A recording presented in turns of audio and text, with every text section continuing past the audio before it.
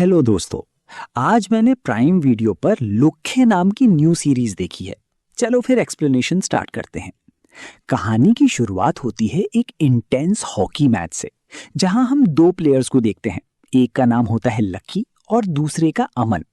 Match अपने final moments में चल रहा होता है और लकी के पास गोल करने का परफेक्ट चांस होता है। लेकिन तभी उसकी नजर अमन के मॉम डैड पर पड़ती है, जो स्टैंड्स में खड़े अपने बेटे को देखकर बहुत ज्यादा एक्साइटेड और इमोशनल हो रहे होते हैं। लकी को लगता है कि अगर अमन गोल करेगा तो उसके पेरेंट्स और भी ज्यादा खुश हो जाएंगे। इसी वजह से वो खुद गोल करने की जगह अमन को पास दे देता है। अमन भी बिना कोई गलती किए बॉल को सीधा गोल पोस्ट में डाल देता है और उसकी फैमिली की खुशी डबल हो जाती है। मैच जीतने के बाद लकी और अमन की टीम सामने वाली टीम को काफी टीज और चैलेंज करती है, लेकिन दूसरी टीम के प्लेयर्स को ये इंसल्ट बिल्कुल पसंद नहीं आती और वो अंदर ही अंदर बदला लेने का प्लान बना लेते हैं। और फिर थोड़ी देर बाद जब लकी और अमन ट्रॉफी लेकर कार में घर लौट रहे होते हैं, तभी वही गुस्से से भरे प्लेयर्स उनकी गाड़ी का पीछा करना शुरू कर देते हैं। यहां से स्टोरी में एक डेंजरस कार चेस सीक्वेंस देखने को मिलता है। अमन कार ड्राइव कर रहा होता है जबकि लकी उसका कॉन्फिडेंस बढ़ा रहा होता है और दोनों सिचुएशन को फन समझकर एंजॉय करने की कोशिश करते हैं। लेकिन उन्हें बिल्कुल भी अंदाजा नहीं होता कि ये चीज उनकी जिंदगी को हमेशा के लिए बदलने वाली है। धीरे धीरे पुलिस भी लकी और अमन के पीछे पड़ जाती है और सिचुएशन काफी डेंजरस हो जाती है। चेज के दौरान अचानक उनके सामने एक बड़ा ट्रक आ जाता है, लेकिन अमन का ध्यान उस ट्रक पर टाइम से नहीं जा पाता। एक्सीडेंट होने से एक सेकंड पहले अमन स्टीयरिंग घुमा देता है, जिसकी वजह से कार सीधा डिवाइडर से टकरा जाती है। टकराने के बाद गाड़ी हवा में उछलते हुए काफी दूर जाकर गिरती है और कई बार पलट जाती है। एक्सीडेंट इतना खतरनाक होता है कि अमन और लकी दोनों बुरी तरह खून से लथपथ हो जाते हैं। थोड़ी देर बाद एम्बुलेंस आती है और दोनों को हॉस्पिटल ले जाया जाता है। लेकिन यहाँ स्टोरी एक इमोशनल टर्न लेती है, क्योंकि अमन इस एक्सीडेंट में अपनी जान गंवा देता है। वहीं पुलिस को लकी की जेब से ड्रग्स मिलते हैं और इसी वजह से उसे अरेस्ट करके जेल भेज दिया जाता है।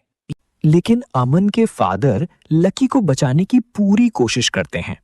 उनकी रिक्वेस्ट और गारंटी की वजह से लकी को बेल मिल जाती है, लेकिन एक कंडीशन पर।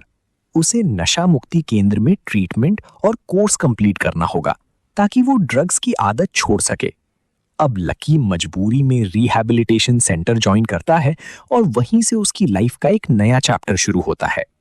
इसी के पैरेलल हमें एक क्लब का सीन देखने को मिलता है, जहां एक एनर्जेटिक लड़की होस्टिंग करते हुए पूरा इवेंट हैंडल कर रही होती है। तभी स्टेज पर एंट्री होती है एक फेमस रैपर की, जिसका नाम होता है एमसी बदनाम और असली नाम निहाल। जैसे ही वो रैप परफॉर्म करता है, क्लब की पूरी पब्लिक उसकी दीवानी हो जाती है। लेकिन इस ग्लैमरस एटमॉस्फेयर के पीछे एक और डार्क रियलिटी छुपी होती है। इसी क्लब के अंदर सीक्रेटली ड्रग्स का इलीगल बिजनेस भी चल रहा होता है।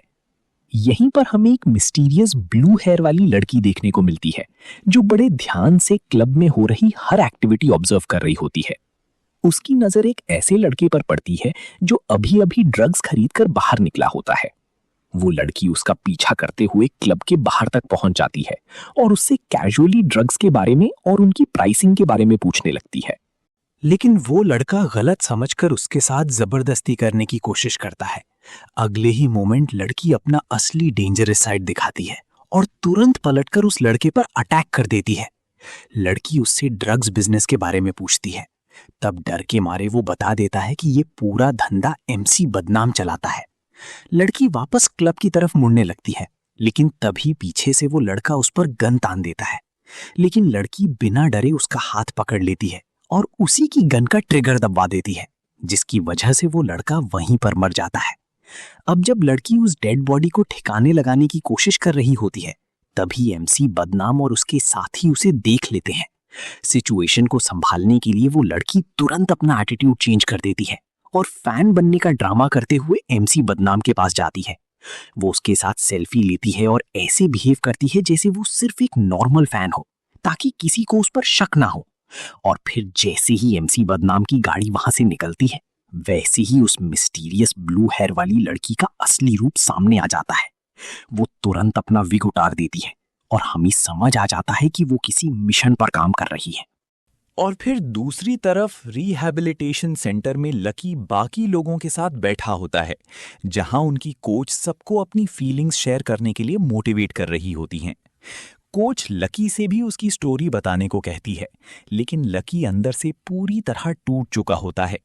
जैसे ही वो बोलने की कोशिश करता है, उसके दिमाग में एक्सीडेंट की यादें फ्लैश होने लगती हैं। उसे हलूसिनेशन होने लगता है, जहां अमन उसे ब्लेम करता है कि आज वो सिर्फ लकी की वजह से मरा है। ये सब देखकर लकी पैनिक हो जाता है और अचानक जोर से चिल्लाने लगता है। उसकी कंडीशन देखकर कोच और एक लड़की तुरंत उसके पास आती हैं, लेकिन लकी घबराकर वहां से बाहर निकल जाता है। वो लड़की भी उसके पीछे जाती है और उसे शांत करने की कोशिश करती है। धीरे धीरे लकी नॉर्मल फील करने लगता है और उसे थोड़ा इमोशनल सपोर्ट मिलता है। इसके बाद स्टोरी हमें पुलिस स्टेशन ले जाती है, जहां वही ब्लू हेयर वाली लड़की नजर आती है। यहां रिवील होता है कि वो कोई नॉर्मल लड़की नहीं, बल्कि एक अंडरकवर पुलिस ऑफिसर है जिसका नाम गुरबानी है। गुरबानी का सीनियर उसे वार्निंग देता है कि वो पब्लिक प्लेसेस में ज्यादा फोटोज पोस्ट ना किया करे, क्योंकि रिसेंटली उसकी एक पब वाली फोटो वायरल हो चुकी थी। और फिर तब गुरबानी अपने सीनियर को पिछली रात का पूरा इंसिडेंट बताती है और कहती है कि MC बदनाम नाम का रैपर एक्चुअली ड्रग्स का बड़ा बिजनेस चला रहा है। वो बताती है कि डीमन नाम की डेंजरस ड्रग मार्केट में सप्लाई की जा रही है और उन्हें जल्दी से जल्दी इस रैकेट को बंद करना होगा। लेकिन उसका सीनियर उसकी बातों को ज्यादा सीरियसली नहीं लेता और कोई प्रॉपर रिस्पॉन्स नहीं देता। दूसरी तरफ रिहैब सेंटर की कैंटीन में लकी उसी लड़की के साथ बैठा होता है जो उसे सपोर्ट कर रही थी। दोनों आपस में बातें करते हैं और धीरे धीरे एक दूसरे के क्लोज आने लगते हैं। लड़की अपना इंट्रोडक्शन देती है और बताती है कि उसका नाम सनूबर है। लकी भी अपना नाम बताता है और दोनों की बॉन्डिंग धीरे धीरे स्ट्रांग होने लगती है। इसी बीच हमें MC बदनाम का डार्क साइड भी देखने को मिलता है। वो और उसके साथ ही सीक्रेटली ड्रग्स बनाते हैं और उनकी इल्लीगल लैब एक्चुअली उनकी म्यूजिक स्टूडियो के पीछे छुपी होती है। टाइम के साथ लकी की आदतें भी इंप्रूव होने लगती हैं और वो रिहैब की लाइफ में एडजस्ट करने लगता है। साथ ही सनूबर के साथ उसका कनेक्शन भी काफी डीप हो जाता है। दोनों एक दूसरे के साथ ज्यादा वक्त स्पेंड करने लगते हैं और बिना चाहे उनके बीच एक स्पेशल रिलेशनशिप डेवलप होने लगता है। एक दिन दोनों रूम में अकेले मिलते हैं और उनके बीच की क्लोजनेस काफी बढ़ जाती है, लेकिन सनूबर किसी वजह से खुद को रोक लेती है और सिचुएशन को ज्यादा आगे बढ़ने से पहले ही वहां से दूर चली जाती है। और फिर इसके अगले सीन में हमें एक सुनसान रोड पर तेज स्पीड में जाता हुआ एक ट्रक दिखाया जाता है। रात का टाइम होता है और पूरी रोड बिल्कुल खाली होती है। तभी अचानक दो बाइकर्स अपनी स्पोर्ट्स बाइक्स लेकर उस ट्रक का पीछा करना शुरू कर देते हैं। धीरे धीरे वो ट्रक के बिल्कुल करीब पहुंच जाते हैं और ड्राइवर को धमकी देते हैं कि तुरंत गाड़ी रोक दे।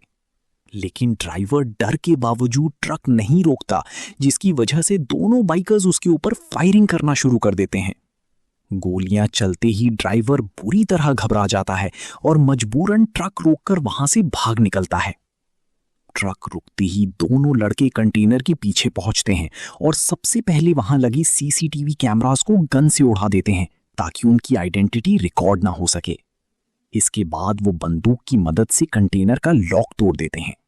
कंटेनर के अंदर सिक्योरिटी गार्ड्स भी मौजूद होते हैं, लेकिन दोनों पहले ही अंदर स्मोक बॉम्ब फेंक देते हैं। धुआं फैलते ही गार्ड्स बेहोश होने लगते हैं और पूरा एरिया केओस में बदल जाता है। इस मौके का फायदा उठाकर दोनों लड़के अंदर घुसते हैं और वहां रखी ड्रग्स और मेडिसिन चुराने लगते हैं। यहीं पर रिवील होता है कि ये दोनों बाइकर्स और कोई नहीं बल्कि MC बदनाम और उसका दोस्त जैज हैं। दूसरी तरफ वक्त धीरे धीरे बीत जाता है और लकी का रिहैबिलिटेशन कोर्स भी फाइनली कंप्लीट हो जाता है। MC बदनाम अपनी बहन को लेने रिहैब सेंटर पहुंचता है और तब हमें एक बड़ा शॉक मिलता है। सनोबर एक्चुअली MC बदनाम की ही बहन होती है। और फिर सनोबर लकी को जैज और पैडी से मिलवाती है। MC बदनाम लकी से नॉर्मली मिलता है, लेकिन साथ ही एक वार्निंग भी देता है। वो कहता है कि मिलना जुलना ठीक है, लेकिन उससे ज्यादा क्लोज होने की कोशिश मत करना, वरना कॉन्सिक्वेंसेस बुरे हो सकते हैं। उसकी बातों में एक हिडन थ्रेट क्लियरली फील होता है। सनोबर लकी को बाय बोलकर वहां से चली जाती है और लकी भी अपने घर लौट आता है। लेकिन घर के बाहर पुलिस की गाड़ी देखकर वो थोड़ा शॉक्ड हो जाता है। जब वो अंदर जाता है तब उसे पता चलता है कि वहां गुरबानी कौर उसका इंतजार कर रही है। गुरबानी लकी को सच बताती है कि जिस इंसान के साथ वो अभी तक रह रहा था वही एक्चुअली ड्रग्स रैकेट का मास्टरमाइंड है। पहले तो लकी को उसकी बातों पर बिल्कुल यकीन नहीं होता, क्योंकि एमसी और उसके दोस्तों ने उसे अपना बना लिया था। लेकिन गुरबानी उसे समझाती है कि अगर वो पुलिस का साथ देगा तो ना सिर्फ उसकी जान बच सकती है, बल्कि वो फ्यूचर में फिर से हॉकी भी खेल पाएगा और देश का नाम रोशन कर सकता है।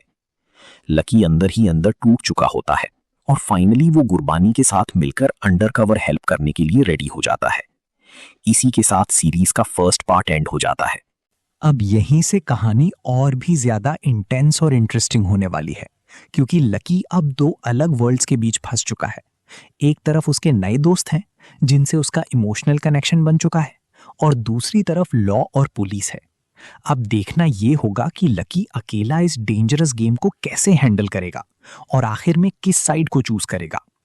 चलिए अब कहानी को आगे बढ़ाते हैं और देखते हैं कि सेकंड एपिसोड में क्या-क्या धमाकेदार चीजें होती हैं। एपिसोड की शुरुआत में गुरबानी लकी को एक बार फिर उसी क्लब के बाहर लेकर जाती है और उसे एक फ्लावर देती है। गुरबानी लकी को समझाती है कि उसे सनोबर के और क्लोज जाना होगा ताकि वो एमसी बदनाम और उसके गैंग के बारे में ज्यादा इंफॉर्मेशन निकाल सके। लकी भी प्लान के मुताबिक क्लब के अंदर जाने के लिए लाइन में लग जाता है। तभी उसकी नजर जैज पर पड़ती है। लकी उसे आवाज लगाता है और जैज बिना देरी किए उसे वीआईपी एंट्री दिलवा देता है। जैसे ही लकी अंदर जाता है वो सनोबर को फ्लावर दे देता है और दोनों के बीच फिर से बॉन्डिंग शुरू हो जाती है। लेकिन यहाँ एक शॉकिंग रिवील होता है। लकी वहां सिर्फ मस्ती करने नहीं आया था, उसकी शर्ट के बटन में एक हिडन कैमरा लगा हुआ होता है। मतलब लकी सीक्रेटली पुलिस के लिए स्टिंग ऑपरेशन कर रहा होता है और कार में बैठी गुरबानी लाइव सब कुछ देख रही होती है। और फिर क्लब में पार्टी फुल स्विंग में चल रही होती है। लाउड म्यूजिक और लाइट्स के बीच लकी धीरे धीरे अपना मिशन शुरू करता है। तभी उसके फोन पर गुरबानी का मैसेज आता है, पार्टी बाद में, काम पहले। मैसेज देखते ही लकी पूरे क्लब में घूमना शुरू कर देता है और हर सीक्रेट जगह को ऑब्जर्व करने लगता है। दूसरी तरफ जैज कुछ लोगों को ड्रग्स देने से मना कर रहा होता है, लेकिन वो लोग गुस्से में आकर उसके ऊपर ही अटैक कर देते हैं। इसी वक्त लकी वहां पहुंच जाता है और जैज का साथ देते हुए उन सबको बुरी तरह पीट देता है। इस इंसिडेंट के बाद जैज को लकी पर पूरा भरोसा हो जाता है और लकी गैंग के और क्लोज आ जाता है। फाइट के बाद लकी वापस सनोबर के पास जाता है और दोनों के बीच फिर से वही इमोशनल कनेक्शन बिल्ड होने लगता है। उनके बीच की केमिस्ट्री धीरे धीरे और स्ट्रांग होती जा रही थी। कार में बैठी गुरबानी को भी लगता है कि उसका प्लान काम कर रहा है और लकी सक्सेसफुली गैंग के अंदर घुस रहा है। अगली सुबह लकी हॉकी प्रैक्टिस कर रहा होता है और यहां एक इंटरेस्टिंग चीज देखने को मिलती है। एमसी बदनाम, जैज, पैडी और सनोबर भी वहां मौजूद होते हैं। इसका मतलब अब लकी उन सब के सर्कल का हिस्सा बनता जा रहा था और उनका ट्रस्ट जीत चुका था। और फिर तभी गुरबानी फिर लकी से मिलती है और उसे वार्निंग देती है कि उसे बहुत संभल कर काम करना होगा, क्योंकि एक छोटी सी गलती उसकी जान ले सकती है। लेकिन लकी को अब भी लग रहा होता है कि गुरबानी अननेसेसरीली उन लड़कों पर शक कर रही है। लकी के नजर में एमसी और उसके दोस्त बुरे नहीं बल्कि अच्छे और लॉयल लोग लग रहे थे। घर जाकर लकी अपनी माँ को अपना स्पोर्ट्स कोटा वाला आइडेंटिटी कार्ड दिखाता है और बताता है कि उसकी हॉकी में दोबारा एंट्री हो गई है। ये देखकर उसकी माँ की आंखों में खुशी आ जाती है, क्योंकि उन्हें लगता है कि उनका बेटा फाइनली अपनी जिंदगी वापस ट्रैक पर ला रहा है। दूसरी तरफ गुरबानी जब घर पहुंचती है तब हमें उसकी पर्सनल लाइफ के बारे में पता चलता है। गुरबानी के फादर एक सीरियस बीमारी की वजह से चल फिर नहीं पाते और उनकी देखभाल के लिए गुरबानी ने एक लड़के को घर पर रखा हुआ है। यहां हमें समझ आता है कि गुरबानी सिर्फ एक टफ पुलिस ऑफिसर ही नहीं बल्कि अपनी फैमिली रिस्पॉन्सिबिलिटीज भी संभाल रही है। अगली सुबह लकी अमन के घर जाता है ताकि वो उसके मॉम डैड से मिलकर माफी मांग सके, लेकिन जैसे ही वो खिड़की से अंदर झांकता है वो अमन के पेरेंट्स को रोते हुए देख लेता है। ये देखकर लकी गिल्ट में पूरी तरह टूट जाता है और उसमें इतनी हिम्मत नहीं होती कि वो उनका सामना कर सके। इसी वजह से वो चुपचाप वहां से भाग जाता है। और फिर उधर पुलिस स्टेशन में एक डेंजरस गैंगस्टर सतेंद्र सिंह वालिया आता है। उम्र बढ़ने के बावजूद उसकी बॉडी लैंग्वेज और एटीट्यूड में अब भी वही पुरानी अकड़ और खौफ नजर आ रहा होता है। पुलिस स्टेशन में उसकी एंट्री ही एक अलग टेंशन क्रिएट कर देती है और यहीं से स्टोरी एक और डेंजरस डायरेक्शन की तरफ बढ़ने लगती है। गुरबानी का सीनियर ऑफिसर उसे सतेंद्र सिंह वालिया से मिलवाता है। जैसे ही गुरबानी उस गैंगस्टर को देखती है, वो बिना डरे उसके सामने ही उसे एक्सपोज करने लगती है। दरअसल सतेंद्र पुलिस स्टेशन में उस ट्रक लूट की रिपोर्ट लिखवाने आया था जहां से केमिकल्स और मेडिसिन चोरी हुई थी। सतेंद्र बाहर से एक बिजनेसमैन जैसा बिहेव कर रहा होता है, लेकिन गुरबानी को उस पर पहले से ही शक होता है। जब सतेंद्र वहां से जाने लगता है, तब सीनियर ऑफिसर हार्दिक चुपके से गुरबानी को समझाता है कि उसे फिलहाल सतेंद्र से दूर रहना चाहिए और बिना प्रूफ के उसे डायरेक्टली टारगेट नहीं करना चाहिए। सतेंद्र के जाने के बाद हार्दिक गुरबानी को क्राइम सीन की फोटोज दिखाता है। फोटोज देखते वक्त गुरबानी एक इंपॉर्टेंट चीज नोटिस करती है। ट्रक में बहुत सारी मेडिसिन थी, लेकिन सिर्फ वही केमिकल चोरी हुआ था जो डीमन नाम की डेंजरस ड्रग बनाने में यूज होता है। गुरबानी फिर से हार्दिक को डीमन ड्रग और एमसी बदनाम की नेटवर्क के बारे में बताती है, लेकिन हार्दिक अब भी उसकी थियरी पर बिलीव नहीं करता और उसे सिर्फ ट्रक रॉबरी केस पर फोकस करने को कहता है। और फिर दूसरी तरफ अगले दिन हमें एमसी बदनाम और उसके दोस्त लोगों को भंडारा करवाते हुए दिखाई देते हैं। वो गरीब लोगों को खाना खिला रहे होते हैं और सबके सामने एक हीरो जैसी इमेज बना रहे होते हैं। ये सब देखकर लकी का शक और भी कम हो जाता है, क्योंकि उसे लगने लगता है कि जो लोग इतना अच्छा काम करते हैं वो बुरे कैसे हो सकते हैं। धीरे धीरे लकी उन सबके और ज्यादा क्लोज होता जा रहा था। अब उसके लिए सनोबर के साथ टाइम स्पेंड करना, एमसी के घर जाना और उनकी प्राइवेट लाइफ का हिस्सा बनना एक नॉर्मल बात बन चुकी थी। एक रात लकी सनोबर को घर छोड़ने आता है। जाते वक्त सनोबर उससे कहती है कि जब भी मन करे वो घर आ सकता है। ऊपर बालकनी से एमसी और जैज दोनों ये सब देख रहे होते हैं। जैसे ही सनोबर अंदर जाती है, एमसी जैज को अगला ट्रक लूटने के लिए बोलता है, लेकिन जैज साफ मना कर देता है और कहता है कि वो इस बार नहीं जाएगा। तब एमसी डिसाइड करता है कि वो अकेला ही काम करेगा, लेकिन जैज समझाता है कि ये काम एक आदमी का नहीं है। एमसी मुस्कुराकर कहता है, 2 नहीं तो 1.5 आदमी ही काफी होंगे। और फिर इसके बाद एमसी सीधा लकी के पास पहुंचता है और उसे एक डेंजरस चैलेंज देता है। वो कहता है कि अगर लकी आज का काम सक्सेसफुली कर लेता है तो उसे ऑफिशियली टीम का हिस्सा मान लिया जाएगा। लकी तो पहले से ही इसी मौके का वेट कर रहा होता है, इसीलिए वो बिना सोचे बाइक लेकर एमसी के साथ निकल पड़ता है। दोनों मिलकर ट्रक का पीछा करते हैं और काफी स्ट्रगल के बाद ट्रक को रोक भी लेते हैं। लेकिन जैसे ही कंटेनर खोलने की बारी आती है, इस बार अंदर ड्रग्स नहीं बल्कि खुद गुरबानी रेडी बैठी होती है। वो तुरंत बाइक लेकर उन दोनों का पीछा करना शुरू कर देती है और एक डेंजरस चेस सीक्वेंस शुरू हो जाता है। एमसी और लकी खेतों के बीच फुल स्पीड में बाइक्स दौड़ा रहे होते हैं। सिचुएशन इतनी इंटेंस हो जाती है कि एक वक्त पर एमसी ऑलमोस्ट गुरबानी के हाथ लगने वाला होता है। गुरबानी उसे रुकने और मास्क उतारने को कहती है, लेकिन तभी लकी अपनी बाइक लेकर उनके बीच आ जाता है और गन पॉइंट कर देता है। इसी डिस्ट्रैक्शन का फायदा उठाकर एमसी लकी की बाइक पर बैठ जाता है और दोनों वहां से बचकर निकल जाते हैं। वापस आने के बाद एमसी और लकी के बीच काफी हीटेड आर्ग्यूमेंट हो जाता है और फिर गुस्से में एमसी गन निकालकर लकी के फोरहेड पर रख देता है। तब लकी इमोशनल होकर बताता है कि गुरबानी ने सनोबर का नाम लेकर उसे इमोशनल ब्लैकमेल किया था और इसी वजह से वो उसका साथ देने गया था, लेकिन लास्ट मोमेंट पर उसने ही एमसी को पुलिस से बचाया। लकी की बात सुनने के बाद एमसी का एटीट्यूड बदल जाता है। वो कहता है कि इसी लॉयल्टी की वजह से वो लकी को अपनी टीम में इंक्लूड कर रहा है। एमसी कहता है कि उसके पास भागने का पूरा चांस था, लेकिन फिर भी उसने टीम को इंपॉर्टेंस दी और वही असली लॉयल्टी होती है। इसके बाद एमसी अपनी फिलॉसफी बताता है। वो कहता है कि सेलिब्रिटी लाइफ, पैसा और पावर बिना शॉर्टकट्स के नहीं मिलते, सिर्फ टैलेंट से कुछ नहीं होता। इसी वजह से वो केमिकल्स चुराकर खुद डीमन ड्रग बनाता है और ओजी नाम के आदमी से बदला लेना चाहता है। लकी इमोशनल होकर बताता है कि उसकी बहन खुद डीमन का शिकार हो चुकी है और उसका बेस्ट फ्रेंड अमन भी इसी सब की वजह से मर गया। तब एमसी गुस्से में कहता है कि लकी जाकर पहले सनोबर से पूछे कि ओजी ने उसके साथ क्या किया था और वो उससे इतनी नफरत क्यों करता है। यहीं पर स्टोरी एक और शॉकिंग मिस्ट्री की तरफ मुड़ जाती है। और फिर लकी तुरंत सनोबर के पास पहुंचता है और उससे ओजी के बारे में बात करने लगता है। जैसे ही सनोबर ओजी का नाम सुनती है वो बुरी तरह घबरा जाती है। उसकी हार्ट बीट और बीपी दोनों हाई हो जाते हैं और उसके चेहरे पर साफ डर नजर आने लगता है। लकी को समझ आ जाता है कि ओजी का नाम सिर्फ एक नाम नहीं बल्कि सनोबर के लिए एक बहुत बड़ा ट्रॉमा है। इसी के बाद स्टोरी का सीन डायरेक्टली ओजी की तरफ शिफ्ट हो जाता है। यहां हमें ओजी का डार्क और साइको साइड देखने को मिलता है। ओजी ने अपने पूरे बॉडी पर टैटूज बनवा रखे होते हैं और एक टैटू आर्टिस्ट उसकी बॉडी पर काम कर रहा होता है। टैटू बनाते वक्त वो आदमी कैजुअली ओजी से पूछ लेता है कि उसकी आंखों को क्या हुआ था, लेकिन ओजी बिना कुछ बोले अचानक उस टैटू आर्टिस्ट को पकड़ लेता है और उसी टैटू मशीन से उसकी आंखें फोड़ देता है। ये सीन देखकर समझ आ जाता है कि ओजी कितना डेंजरस और मेंटली अनस्टेबल इंसान है।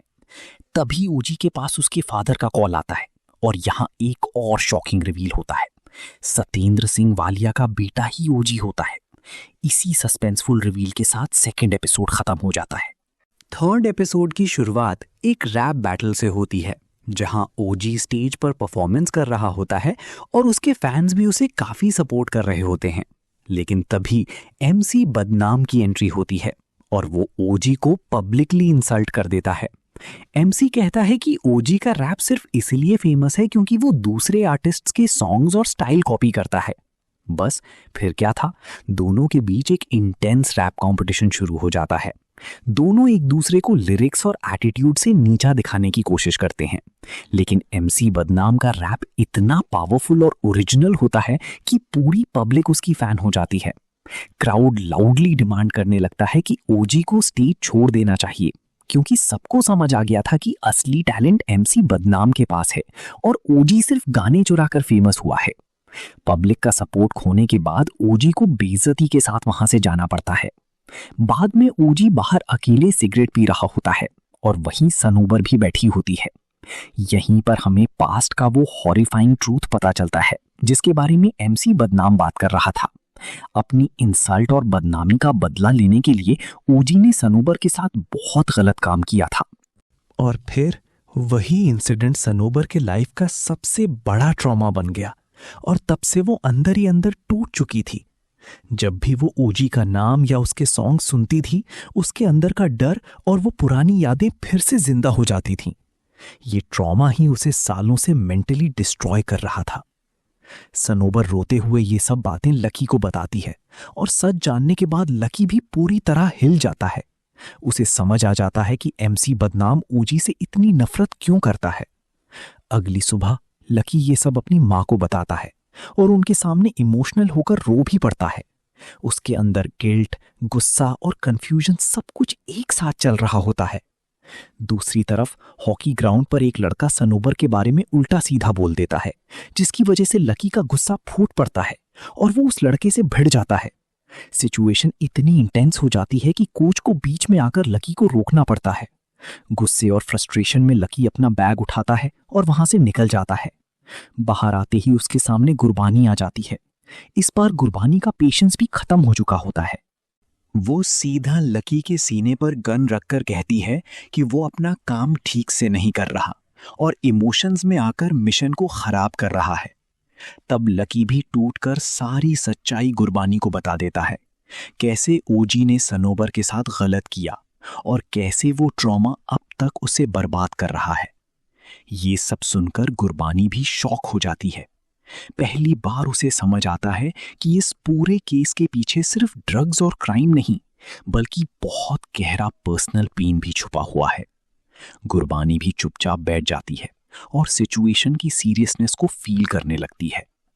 इसके बाद स्टोरी का सीन शिफ्ट होता है उत्तर प्रदेश में, जहां हमें दो छोटे मोटे गैंगस्टर्स देखने को मिलते हैं। इनमें से एक का नाम छुट्टी होता है, जो दोनों में लीडर टाइप का बंदा था और उसका छोटा भाई भी उसके साथ काम करता था। छुट्टी ने अभी अभी एक आदमी को खत्म किया होता है कि तभी उसके पास एक फोन कॉल आता है। कॉल रिसीव करते ही वो अपना स्कूटर उठाता है और तुरंत निकल पड़ता है। दूसरी तरफ जब रात को लकी घर पहुंचता है तो देखता है कि वहां जैज और पैडी उसका वेट कर रहे हैं।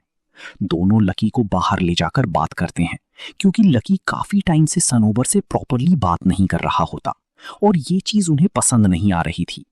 वो लकी को समझाते हैं कि उसे सनोबर से बात करनी चाहिए और उसका साथ देना चाहिए। और फिर उधर छुट्टी ओजी से मिलता है, क्योंकि ओजी ने ही उसे फोन करके बुलाया होता है। ओजी सीधा छुट्टी को एमसी बदनाम को मारने की सुपारी दे देता है। दूसरी तरफ अगले दिन पैडी एमसी के पास आती है और बताती है कि अब उनके रैप शोज, स्ट्रीमिंग प्लेटफॉर्म्स और कोलैबोरेशन से अच्छा पैसा आ रहा है। वो कहती है कि अब उन्हें ड्रग्स का धंधा बंद कर देना चाहिए, लेकिन एमसी का ऑब्सेशन अब भी ओजी को खत्म करने पर होता है। वो कहता है कि जब तक ओजी का चैप्टर क्लोज नहीं होता तब तक ये सब नहीं रुकेगा। अगली सुबह लकी स्टेडियम जाता है, लेकिन उसके कोच उसे अंदर आने नहीं देते। लकी उनसे माफी मांगता है, लेकिन कोच अब भी उससे नाराज होते हैं। तभी सनोबर वहां आती है और लकी को वहां से ले जाती है। दोनों साथ में घूमने निकलते हैं और रास्ते में सनोबर अपने दिल की बातें शेयर करती हैं। लकी उसे इमोशनल सपोर्ट देते हुए कहता है कि वो कभी खुद को अकेला ना समझे। वो कहता है, मैं हूं, एमसी है, जैज है, पैडी है, हम सब तुम्हारे साथ हैं। लकी उसे मोटिवेट करता है कि वो अपने दर्द और ट्रॉमा को गाने के थ्रू लोगों के सामने लाए। और फिर रात को एमसी एक ड्रग्स डिलीवरी के लिए निकलता है और इस बार वो जैज को नहीं बल्कि लकी को अपने साथ लेकर जाता है। एमसी देखना चाहता था कि लकी कितना प्रेशर हैंडल कर सकता है, लेकिन इसी वक्त छुट्टी और उसका भाई भी एमसी को मारने के मिशन पर निकल चुके होते हैं। पार्किंग लॉट में एमसी और लकी मास्क पहनकर ड्रग्स डील कर रहे होते हैं कि तभी छुट्टी और उसका भाई कार लेकर वहां पहुंचते हैं और ताबड़तोड़ फायरिंग शुरू कर देते हैं। एमसी और लकी जल्दी से कवर लेकर गोलियों से बचने की कोशिश करते हैं। ऊपर से छुट्टी और उसका भाई उन दोनों को लाइटली ले रहे होते हैं और मजाक उड़ा रहे होते हैं, लेकिन तभी एमसी मौका देखकर छुट्टी के भाई को गोली मार देता है। वो आदमी जोर जोर से चिल्लाने लगता है, लेकिन एमसी यहीं नहीं रुकता। वो और लकी तुरंत गाड़ी में बैठते हैं और सीधा छुट्टी के इंजर्ड भाई की तरफ कार भगा देते हैं। छुट्टी उनके ऊपर लगातार फायरिंग करता रहता है, लेकिन गाड़ी बुलेट प्रूफ होती है, इसलिए कोई भी बुलेट अंदर नहीं जा पाती। अगले ही मोमेंट एमसी उस आदमी को गाड़ी से कुचल देता है और वहां से निकल जाता है। ये सब देखकर लकी बुरी तरह पैनिक हो जाता है और फिर उसके हाथ कांपने लगते हैं और वो मेंटली ब्रेकडाउन के एज पर पहुंच जाता है। एमसी उसे डीमन ऑफर करता है और कहता है कि इसे लेने से सब नॉर्मल लगने लगेगा, लेकिन लकी हाथ जोड़कर मना कर देता है और कहता है कि वो दोबारा कभी ड्रग्स को टच नहीं करेगा। लकी एमसी से कहता है कि वो ये सब छोड़ दे, लेकिन एमसी उसकी बात इग्नोर करके उसे वहीं छोड़कर अकेला गाड़ी लेकर चला जाता है। इसी शॉकिंग मोमेंट के साथ थर्ड एपिसोड खत्म हो जाता है। फोर्थ एपिसोड की शुरुआत एक इमोशनल फ्लैशबैक से होती है। यहां हमें पता चलता है कि गुरबानी की एक बहन भी थी जो ड्रग्स की लत की वजह से पूरी तरह अनकंट्रोलेबल हो गई थी। एक दिन गुरबानी ने देखा कि उसकी बहन ने अपने हाथों में कई ड्रग सिरिंजेस लगा रखी हैं। जब गुरबानी ने उसे रोकने की कोशिश की तो उसकी बहन गुस्से में गन उठाकर गुरबानी पर तान देती है और रूम में जाकर खुद को लॉक कर लेती है। वो ड्रग्स इंजेक्ट करती है और थोड़ी देर के लिए शांत हो जाती है। गुरबानी तुरंत दरवाजा तोड़कर अंदर घुसती है। तब तक उनके फादर भी वहां पहुंच जाते हैं और गन छीनने की कोशिश करते हैं। हाथापाई के बीच अचानक गन फायर हो जाती है और गोली जाकर गुरबानी के फादर को लग जाती है। अपने फादर को खून में देखकर गुरबानी की बहन शॉक में चली जाती है और अगले ही पल वो गन अपने सर पर रखकर खुद को भी मार लेती है। ये पूरी heart breaking story Gurbani Lucky को सुना रही होती है। वो लकी को समझा रही थी कि ड्रग्स ने सिर्फ उसकी लाइफ ही नहीं बल्कि उसकी फैमिली को भी बर्बाद किया है। दूसरी तरफ पुलिस पार्किंग लॉट वाले अटैक की इन्वेस्टिगेशन कर रही होती है। गुरबानी अपने सीनियर हार्दिक को बताती है कि ओजी ने शूटर्स भेजे थे एमसी को मारने के लिए, लेकिन हार्दिक उसकी एक भी बात सीरियसली नहीं लेता और सिर्फ उसे डांटता रहता है। इसके बाद गुरबानी लकी को एक अलग सीक्रेट फोन देती है जिससे दोनों सीक्रेटली कांटेक्ट में रहने वाले थे। अब लकी हर छोटी बड़ी इंफॉर्मेशन गुरबानी को देने लगता है।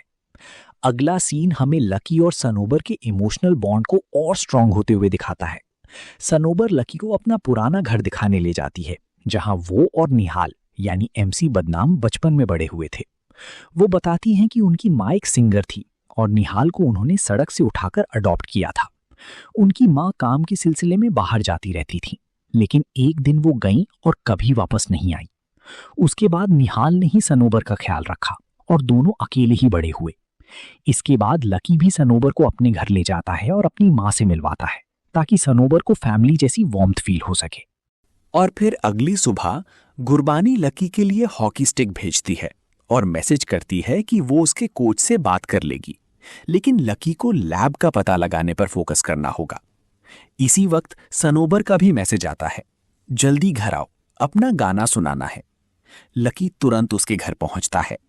सनोबर उसे अपना इमोशनल सॉन्ग सुना रही होती है और इस वक्त घर में सिर्फ दोनों ही होते हैं। लकी समझ जाता है कि उसके पास बस कुछ ही मिनट्स हैं लैब ढूंढने के लिए। वो क्वाइटली पूरे घर और छोटी छोटी जगहों को चेक करना शुरू कर देता है। बाद में वो स्टूडियो में भी चला जाता है, लेकिन तभी एमसी और उसके साथी वापस घर आ जाते हैं। लकी तुरंत बहाना बनाने के लिए एक फ्यूज तोड़ देता है और स्टूडियो के बाहर खड़ा हो जाता है। जैसे ही एमसी उससे पूछता है कि वो यहाँ क्या कर रहा है, लकी के चेहरे पर टेंशन क्लियरली नजर आने लगती है। तब लकी सिचुएशन संभालते हुए एमसी को बताता है कि सनोबर नहाने गई है और वो बस खाली बैठा था, इसीलिए गार्डन में घूम रहा था। दूसरी तरफ गुरबानी ने पहले ही एक मीट सेलर के साथ डील की हुई होती है ताकि वो छुट्टी के बारे में इंफॉर्मेशन दे सके। जैसे ही छुट्टी उसके पास पहुंचता है, वो आदमी सीक्रेटली गुरबानी को इन्फॉर्म कर देता है और फिर गुरबानी तुरंत वहां पहुंचकर छोटी को पकड़ने की कोशिश करती है, लेकिन छोटी बहुत ही डेंजरस और तेज दिमाग का होता है। वो बिना सोचे मीट सेलर को गोली मार देता है और गुरबानी को धक्का देकर वहां से भाग निकलता है। उधर लकी सीक्रेटली गुरबानी को कॉल करके बताता है कि घर के पास एक जिम जैसी जगह है जहां से केमिकल्स की स्मेल आ रही थी। लकी को पूरा शक होता है कि असली ड्रग्स लैब वहीं छुपी हुई है। जब लकी नीचे खड़ा होकर ये सब बात कर रहा होता है, तभी उसके पीछे सनोबर आ जाती है। लकी उसे समझाने की कोशिश करता है कि उसका भाई जो कर रहा है वो गलत है और हो सकता है सनोबर को इन सब सच्चाइयों का पता ही ना हो। लकी ऑलमोस्ट सब कुछ रिवील करने ही वाला होता है कि तभी अचानक छोटी वहां आ जाता है और बिना वार्निंग के फायरिंग शुरू कर देता है। घर के अंदर पूरा कियोस मच जाता है। एमसी, जैज और बाकी सब मिलकर छोटी का सामना करने लगते हैं। एक वक्त पर छोटी सीधा लकी और सनोवर पर गन टान देता है। सिचुएशन इतनी डेंजरस हो जाती है कि लगता है अब दोनों की जान चली जाएगी, लेकिन तभी एमसी बीच में आ जाता है और जैसे ही छोटी ट्रिगर दबाता है, सारी बुलेट्स एमसी को लग जाती हैं। एमसी खून से लथपथ होकर नीचे गिर जाता है और सब लोग शॉक में जम जाते हैं। इसी इमोशनल और शॉकिंग मोमेंट के साथ 4th एपिसोड खत्म हो जाता है। 5th एपिसोड की शुरुआत एक फ्लैशबैक से होती है जो हमें 5 साल पहले ले जाता है। यहाँ हम देखते हैं कि लकी पहली बार जैज और पैडी को ड्रग्स बेच रहा होता है। डील के दौरान पुलिस उन्हें देख लेती है और जैज बिना पैसे दिए वहां से भागने लगता है, लेकिन लकी भी स्मार्टनेस दिखाते हुए उसकी कार की खिड़की में कूद जाता है और दोनों साथ में पुलिस से बचकर निकल जाते हैं। यहीं से लकी और जैज की फ्रेंडशिप शुरू होती है और धीरे धीरे दोनों मिलकर इस इलीगल बिजनेस को और बड़ा बना देते हैं। स्टोरी फिर से प्रेजेंट टाइम में लौट आती है। एमसी को तुरंत हॉस्पिटल ले जाया जाता है और उसकी कंडीशन बहुत क्रिटिकल होती है। डॉक्टर्स उसे इमरजेंसी ऑपरेशन थिएटर में ले जाते हैं। गुरबानी लकी को बताती है कि शूटर पकड़ा जा चुका है और उसने ओजी का नाम भी लिया है। गुरबानी लकी को समझाती है कि इस वक्त सनोबर को उसकी सबसे ज्यादा जरूरत है, इसलिए वो उसके साथ रहे। सनोबर हॉस्पिटल में एमसी के कपड़े पकड़कर बैठी होती है और तभी उसे एमसी की पॉकेट में ड्रग्स मिलती हैं। एक पल के लिए उसके दिमाग में ख्याल आता है कि अगर वो एक पिल खा ले तो उसका सारा पेन और स्ट्रेस खत्म हो जाएगा, लेकिन तभी लकी वहां आ जाता है और तुरंत उसके हाथ से ड्रग्स ले लेता है। और फिर दूसरी तरफ ओजी अपने लिए नए राइटर्स हायर कर रहा होता है ताकि वो उसके लिए रैप सॉन्ग्स लिख सके, क्योंकि एक बड़ा कॉन्सर्ट होने वाला था जहां एमसी बदनाम और ओजी का फाइनल रैप बैटल होने वाला था। इसी बीच गुरबानी ओजी को अरेस्ट करने पहुंच जाती है, लेकिन तभी उसके सीनियर हार्दिक का फोन आ जाता है। हार्दिक उसे स्ट्रिक्टली ऑर्डर देता है कि वो इस केस से दूर रहे और ओजी को टच ना करे। मजबूरन गुरबानी को बिना अरेस्ट किए वहां से लौटना पड़ता है हॉस्पिटल में सनोबर लकी से डिस्टेंस बनाना शुरू कर देती है। वो नहीं चाहती थी कि उसकी और उसके भाई की डेंजरस लाइफ की वजह से लकी को कोई नुकसान हो। दूसरी तरफ जब एमसी के दोस्त घर लौटते हैं तो देखते हैं कि गुरबानी पुलिस टीम के साथ उनके घर की तलाशी ले रही है। सब लोग उस पर गुस्सा करते हैं और कहते हैं कि ओजी को पकड़ने के बजाय पुलिस उनके ही घर पर छापा मार रही है। पुलिस पूरे घर को छान मार देती है, लेकिन उन्हें कुछ भी नहीं मिलता।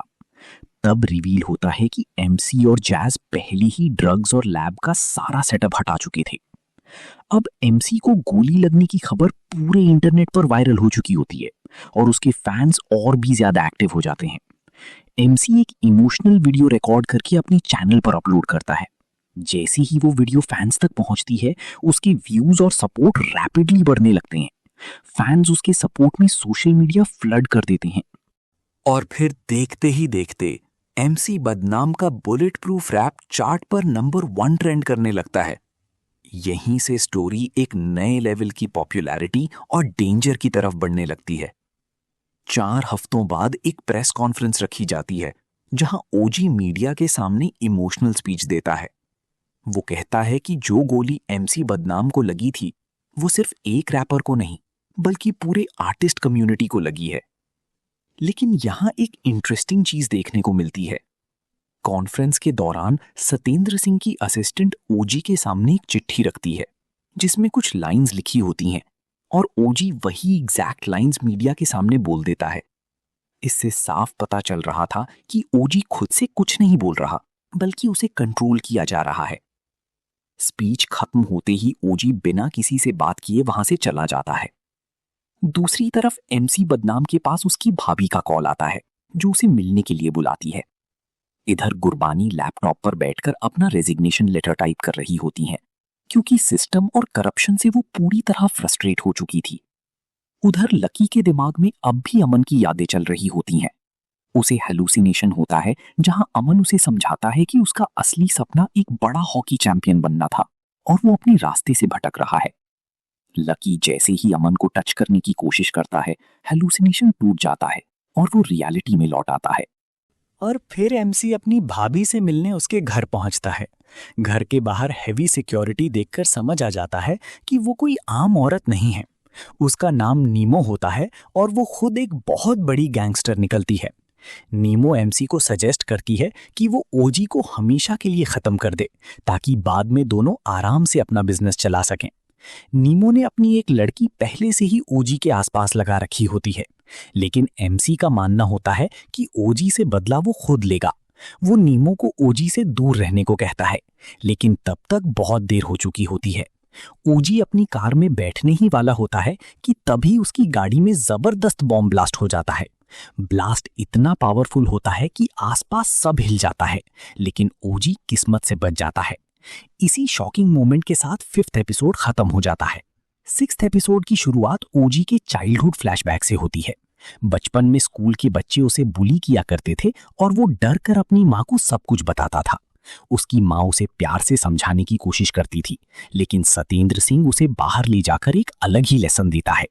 वो ओजी से कहता है, तुम मर्द हो, तुम्हें डर नहीं लगना चाहिए, जो सामने आए उसे डराओ, खुद मत डरो। यही टॉक्सिक सोच धीरे धीरे ओजी के अंदर बस जाती है। और फिर बाहर से वो चाहे जितना स्ट्रॉन्ग और डेंजरस दिखे, अंदर से वो अब भी एक डरा हुआ इंसान होता है। बॉम्ब ब्लास्ट के वक्त जब ओजी सच में घबरा जाता है, तब कोई उसका वीडियो रिकॉर्ड कर लेता है और वो वीडियो सोशल मीडिया पर वायरल हो जाता है। वीडियो में ओजी एक हेल्पलेस और डरा हुआ आदमी लग रहा होता है। जब ये वीडियो सतेंद्र सिंह तक पहुंचता है तो वो ओजी पर बुरी तरह भड़क जाता है। वो उससे कहता है कि अब मीडिया में जाकर अपनी इमेज सुधारो और अच्छा इंसान बनकर दिखाओ, बाकी सब वो हैंडल कर लेगा। दूसरी तरफ लकी जब नीमो के घर से वापस आता है तो अपनी मां को सारी सच्चाई बताता है, लेकिन इस बार उसकी मां उस पर बहुत गुस्सा हो जाती है। वो नहीं चाहती थी कि लकी दोबारा क्राइम और ड्रग्स की दुनिया में फंसे। लकी जब गुरबानी को कॉल करके सब बताना चाहता है, तब उसकी मां गुस्से में उसका फोन तोड़ देती है और रोकर कहती है कि अगर वो ये सब बंद नहीं करेगा तो वो मर जाएगी। उधर हार्दिक गुरबानी को ऑर्डर देता है कि वो अपने इन्फॉर्मेंट की सारी डिटेल्स नए ऑफिसर को हैंडओवर करे क्योंकि केस अब उससे ले लिया गया था। गुरबानी जब फ्रस्ट्रेटेड होकर बाहर आती है और अपनी कार में बैठती है, तभी लकी अचानक उसके पास आ जाता है।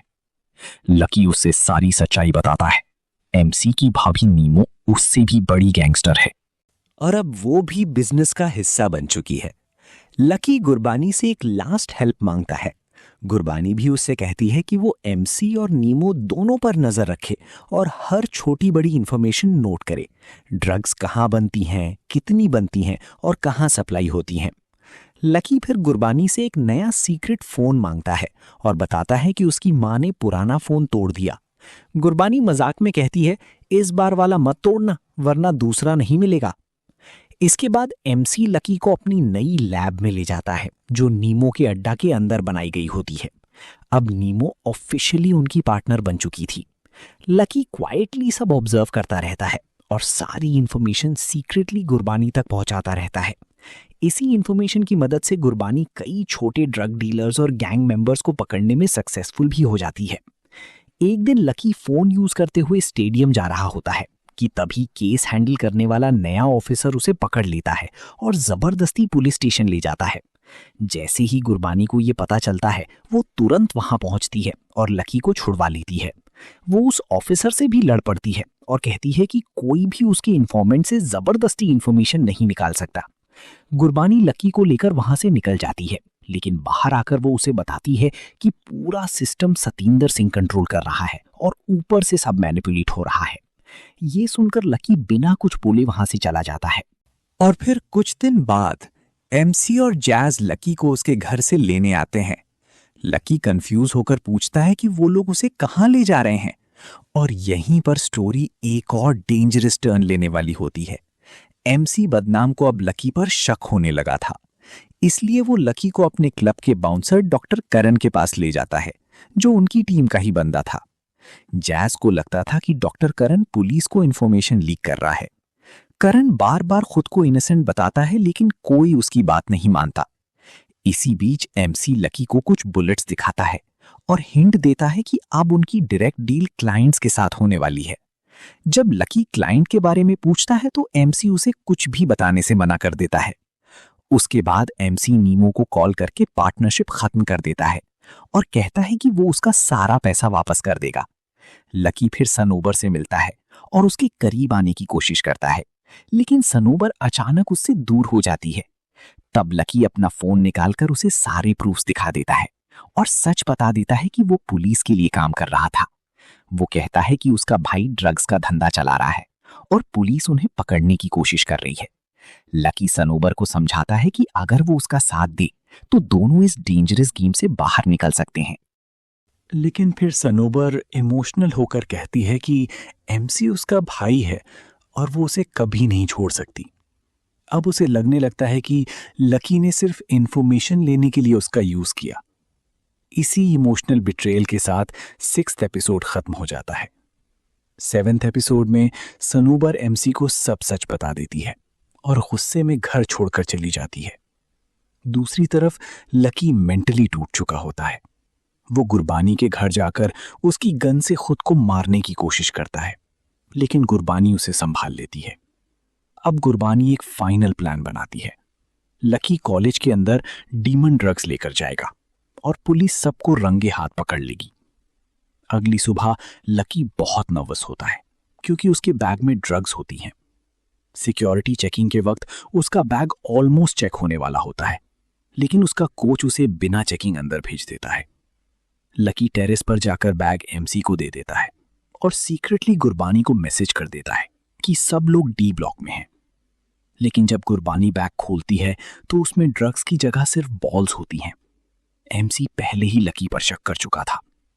उधर जैज लकी को पकड़ लेता है और सब उसे एक सुनसान जगह ले जाकर पीटने लगते हैं। सनोबर भी उनका पीछा करते हुए वहां पहुंच जाती है।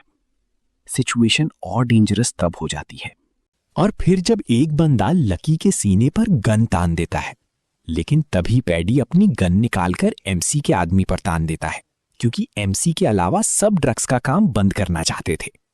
एमसी सबको घर पर बात करने के लिए बुलाता है और लकी को वहीं छोड़ दिया जाता है। लेकिन इसी बीच रोजी नाम का शूटर घर पर अटैक कर देता है और फायरिंग में पैडी की मौत हो जाती है। 8th और फाइनल एपिसोड की शुरुआत पैडी के अंतिम संस्कार से होती है। गुरबाना प्रेस कॉन्फ्रेंस में बताती है कि एमसी बदनाम पर दोबारा अटैक हुआ था और उस फायरिंग में पैडी की जान चली गई। सारे विटनेसेस ओजी को इसका जिम्मेदार बताते हैं और पुलिस उसे ढूंढने लगती है। जब ओजी नहीं मिलता तो सतेंद्र सिंह को कस्टडी में ले लिया जाता है, लेकिन ओजी पहले ही एक बड़ा कॉन्सर्ट ऑर्गेनाइज कर चुका होता है और उस कॉन्सर्ट के पीछे सबका अपना हिडन प्लान होता है। एमसी नीमो का सारा पैसा वापस कर देता है। कॉन्सर्ट में जस्ट 2 दिन बचे होते हैं और ओजी का अब भी कोई पता नहीं होता। तब एमसी और उसकी टीम सतेंद्र सिंह को किडनैप करके ओजी को वीडियो कॉल पर दिखाते हैं और फिर अपने फादर को बचाने के लिए ओजी को सामने आना ही पड़ता है। कॉन्सर्ट वाले दिन हजारों लोग वहां जमा हो जाते हैं, लेकिन एमसी कहीं दिखाई नहीं देता। दूसरी तरफ नीमो के लोग लकी को किडनैप कर लेते हैं और एमसी के बारे में पूछते हैं, लेकिन लकी को कुछ नहीं पता होता। समहाउ लकी वहां से भाग निकलता है और गुरबानी भी उसका पीछा करने लगती है। स्टेज पर सनोबर पूरी क्राउड के सामने सच रिवील कर देती है कि ओजी ने उसके साथ असॉल्ट किया था और ये सब उसी का बदला है। इसी वक्त ओजी भी अपने फादर को बचाने वहां पहुंच चुका होता है। सतेंद्र सिंह अपने ही आदमियों को मार देता है और ओजी को अकेला छोड़ देता है। अब फाइनल शोडाउन शुरू होता है। एमसी और रोजी के बीच ब्रूटल फाइट चलती है, जबकि दूसरी तरफ जैज और गुरबानी की फाइट हो रही होती है। और फिर एमसी ओजी को हराकर उसके गले में चेन बांध देता है और पूरा सीन कॉन्सर्ट की जायंट स्क्रीन पर लाइव स्ट्रीम कर देता है। हजारों लोग अपने फोन्स पर ये सब रिकॉर्ड कर रहे होते हैं। आखिर में एमसी लाइव वीडियो के बीच ओजी के सर में गोली मार देता है और फिर उसके सीने में भी कई गोलियां दाग देता है। उसके बाद एमसी कैमरा उठाकर कहता है कि आज ओजी के साथ साथ एमसी की कहानी भी खत्म हो जाएगी। वो खुद भी बुरी तरह इंजर्ड होता है और वहां से लड़खड़ाते हुए निकल जाता है। दूसरी तरफ गुरबानी भी जैज पर गन तान देती है और जैसे ही गोली चलने वाली होती है पूरा स्क्रीन ब्लैक हो जाता है। इसी ओपन एंडिंग और सस्पेंस के साथ सीरीज का लास्ट एपिसोड खत्म हो जाता है। तो दोस्तों, कैसी लगी आपको एक्सप्लेनेशन?